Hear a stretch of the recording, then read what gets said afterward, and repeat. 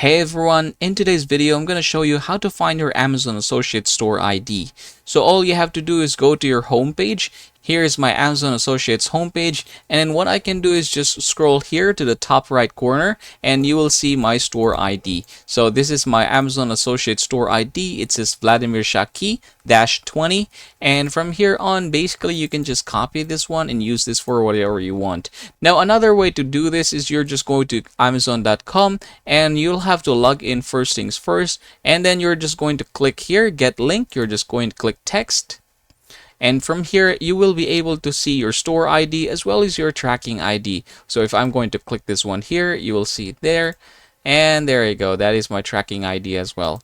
And congratulations everyone, that is how you're going to find your Amazon Associates store ID. If you have any questions, please comment down below, and if this video has helped you, please don't forget to leave a like and subscribe to the channel.